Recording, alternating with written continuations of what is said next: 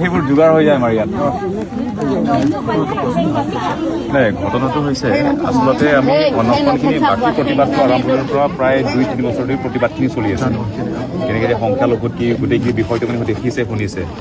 তাৰ পাছত আমি অনশনখিনি আৰম্ভ কৰিছোঁ, কাৰণ যিমানখিনি প্ৰতিবাদ কৰিবলগীয়া হাজাৰ হাজাৰ যি কৰিব গোটেইখিনি কৰিলোঁ, উপায়তো নাই, শেষ পৰ্যায় আহি পৰিছে।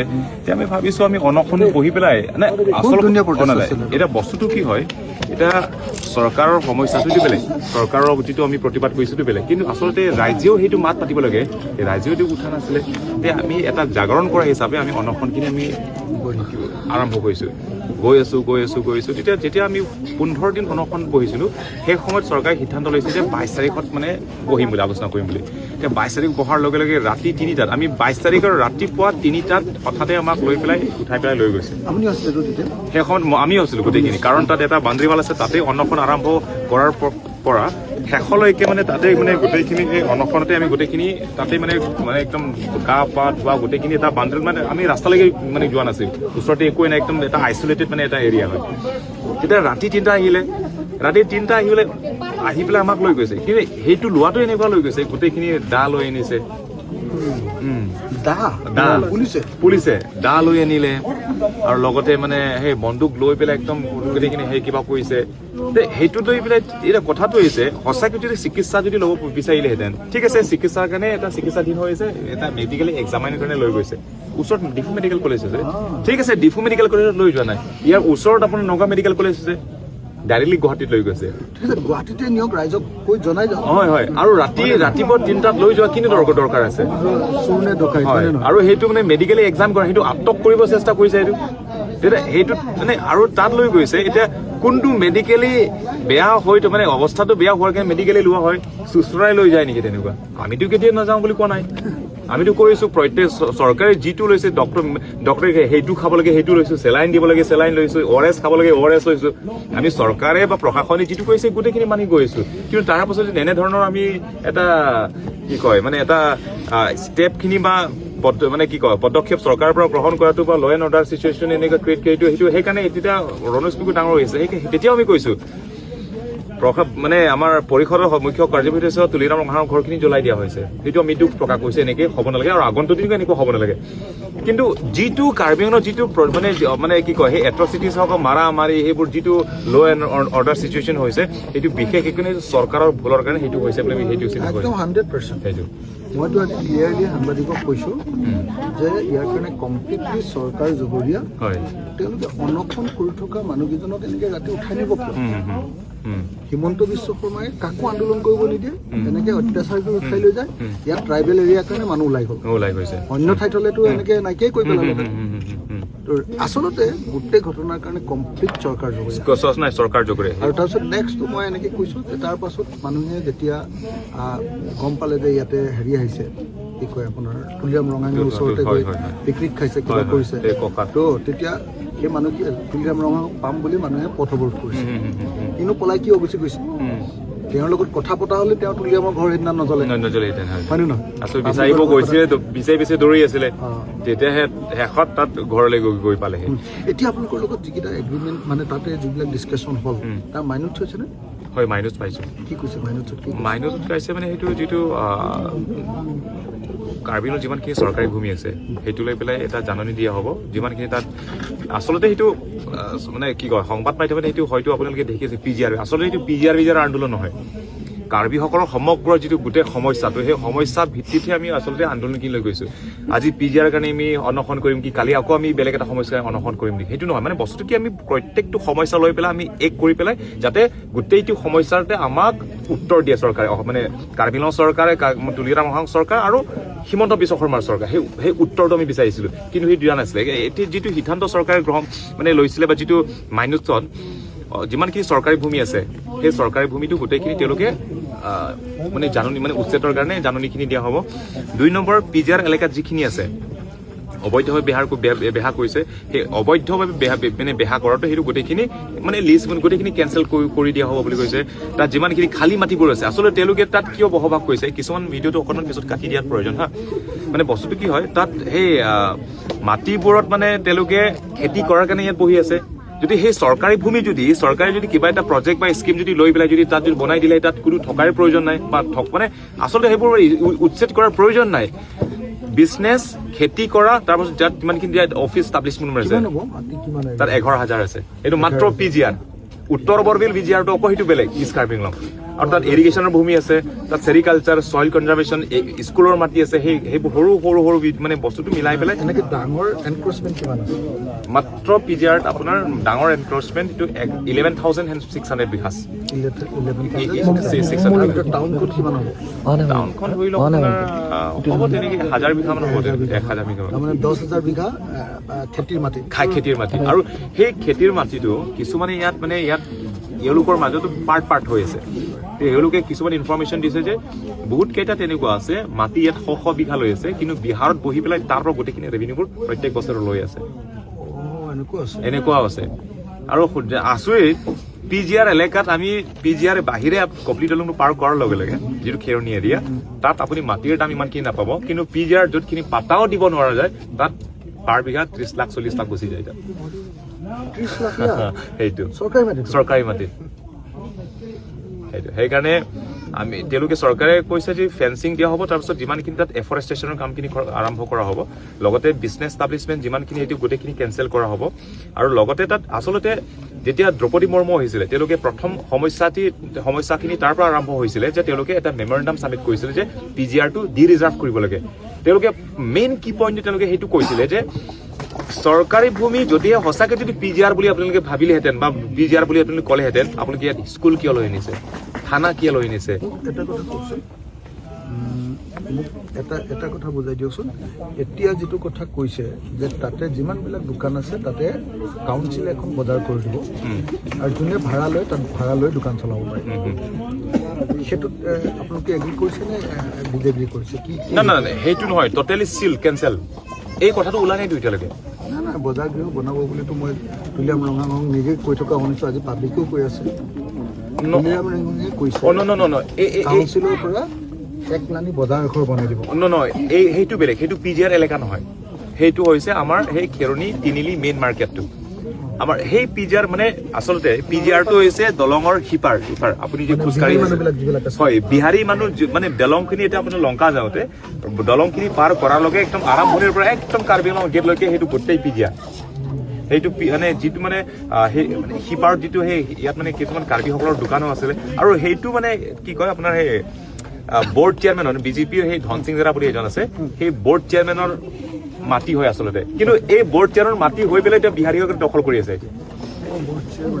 গোটেইখিনি ম্যাদী পাতাও আছে মানে সেইকাৰণে আমি এই গোটেইটো বিষয়টো লৈ পেলাই এতিয়া হয়তো কেতিয়াবা আপোনালোকক ক'বলগীয়া হয় বেয়া নাপাব দিয়ক মানে বস্তুটো কি হয় আমি ভাবো যে মানে আজি অসমৰ মানে জ্যেষ্ঠ নেতাসকলে আহি পেলাই যাতে মানে সেই আমাৰ সমস্যাবোৰৰ যদি এটা প্ৰতিক্ৰিয়া দেখালিহেঁতেন বা এটা মতামত প্ৰকাশ কৰিলেহেঁতেন কিন্তু এই বস্তুটো আমি দেখা পোৱা নাই সেইকাৰণে বাৰম্বাৰ আমি কৈ আছো সেইকাৰণে বেয়া নাপাব সেইটো নাই সেইটো আচলতে কাৰ্বি আংলং হৈছে একমাত্ৰ এখন জিলা য'ত নেকি বহুতখিনি তেনেকুৱা আছে কাৰ্বিসকলৰ ম্যাদী পতাত থকাৰ পাছতো জোৰ জবৰদস্তি দখল কৰা হয় বহুতখিনি আছে তেনেকুৱা এওঁলোকৰ এইটো এওঁলোকৰ মাটি ম্যাদী পতা আছে কিন্তু দখল কৰিছে বিহাৰী দখল কৰিছে কিন্তু আন্দোলন কৰি পেলাই ম্যাদী পতা বহুতখিনি বিক্ৰী কৰা নাই দখল কৰি দিছে জবৰদস্তি এতিয়া আমি আন্দোলন কৰিছো বুলিহে আচলতে তেখেতক মাটিখিনি ঘূৰাই দিয়া হৈছে এতিয়া দিলে সেইটো গোটেই আন্দোলন সেইটো আপোনাৰ খেৰণিৰ পাৰ হয়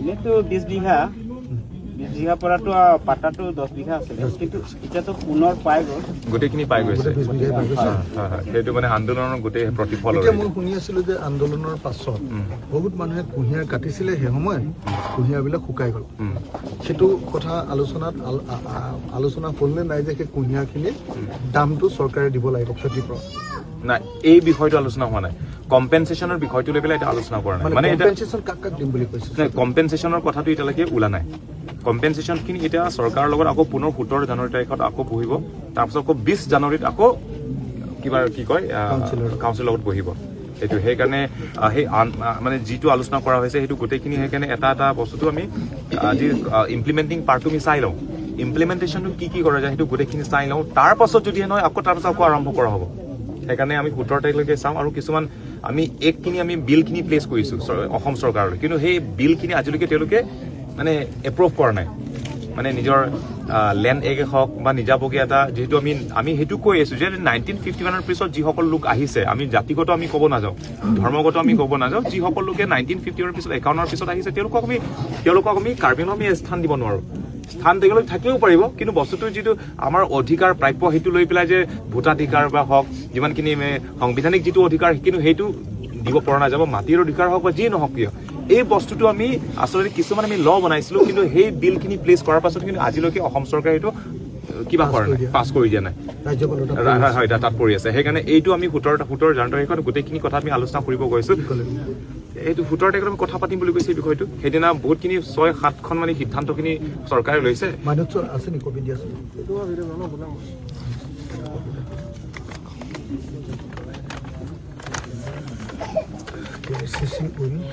Affidavit will file the affidavit.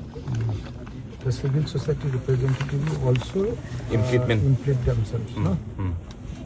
The state government, in consultation with Advocate General, will submit a prayer before the honorable court to expedite the judgment.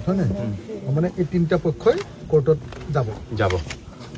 কাৰণ এওঁলোকে কি কৰিলে, এই এলেকাটো বাকী ঠাইবোৰ এটা উচ্ছেদৰ জাননী দিব বুলি কৈছে, কিন্তু সেই পিজিআৰটোত মানে আচলতে চৰকাৰে মানে পিজিআৰ হয়, কিন্তু আচলতে সেইটো পিজিআৰ হয় বুলি প্ৰুভ কৰিব পৰা নাই বুলি কৈছে।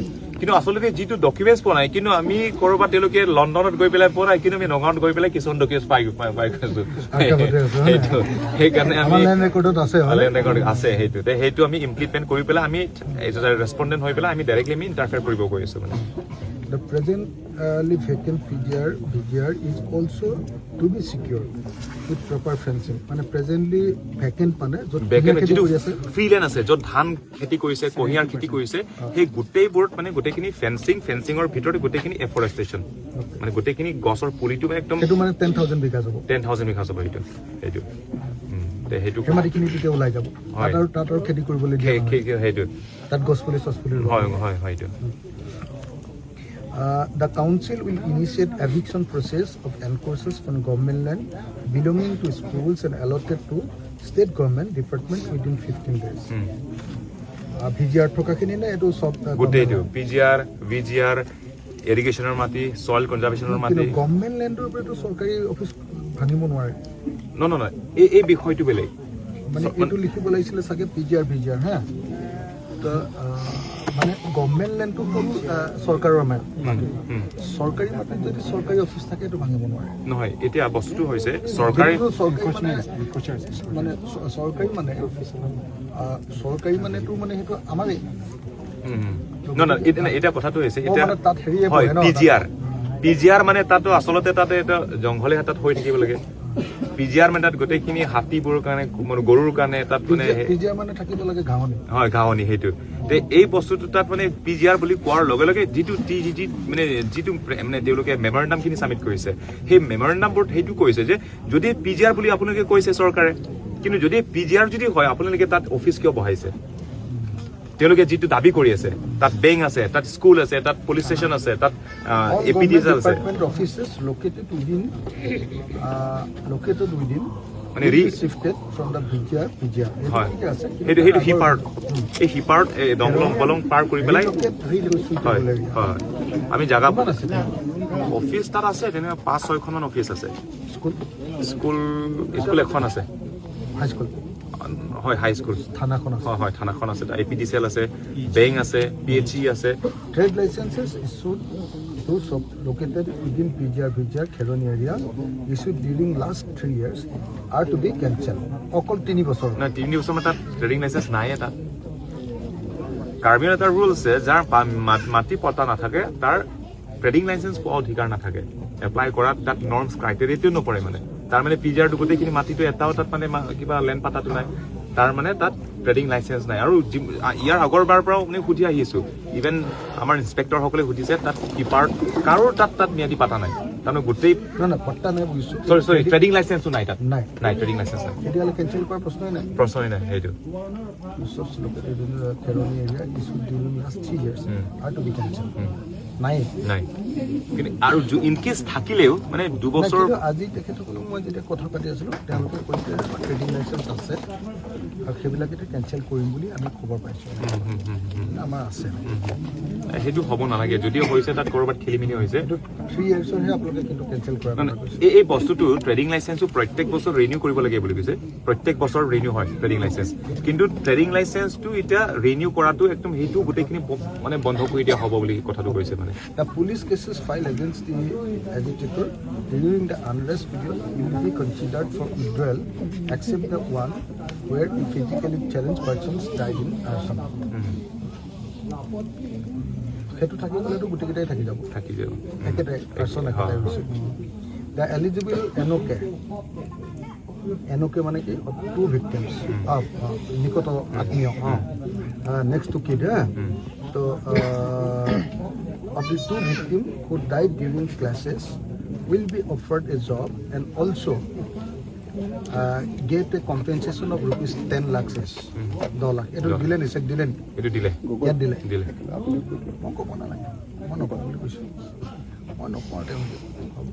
Check kalau lo kelong tak ngaya lah mana? Nah, 10 lakh tu pada 10 lakh. Lakh ko anai 10 lakh. Itu tu government tu basa bedi. Then next. কিন্তু কালি আকৌ মই দেখিছোঁ হেৰিয়ে বেলেগকৈ কৈছে আমি 2 লাখ নে 3 লাখ দিম আৰু গভৰ্ণমেণ্টে কিবা এটা দিব নহয় 3 লাখটো হৈছে যিসকলে মানে গুলি খাইছে আঘাত পোৱা যিসকল আছে অ'কে নাই কিন্তু কালি হেৰিয়ে কৈছে আচ্ছা এই দুজনক কালি হেৰিয়াত কৈ থকা হৈছে তুলিয়াম চাই লওক আপোনালোকে এইটো সোনকালে পায় কিন্তু ছাপ'জ এইটো মই পিছত পাতিব further the person injured during police action should be given an amount of rupees 3 lakh মই আপোনাক কল কৰিছিলোঁ কৈছিলে মই কল কৰিছিলোঁ It was noted that an in-depth discussion regarding the issues and legalities involved that led to the prevailing situation in the 2 Hills district will require further analysis and review. The meeting concluded with a vote of thanks from the chair. Chair Harry, no, Chief Minister.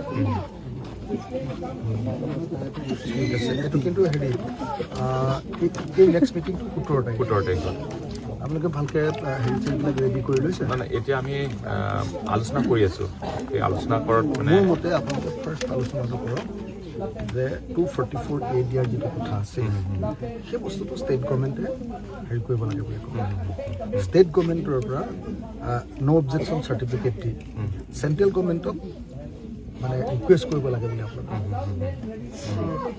244 state within state বেলেগ একো নহয় এইটো যে দিছপুৰত যিমান ক্ষমতাশালী চৰকাৰ আছে কাৰ্বি আংলঙতো সিমানেই ক্ষমতা থাকিব তেতিয়া দিছপুৰৰ পৰা পাৰ্মিশ্যন ল'ব নালাগে ডাইৰেক্ট মানে অসমৰে পাৰ্ট হ'ব কিন্তু সমান মন্ত্ৰী হ'ব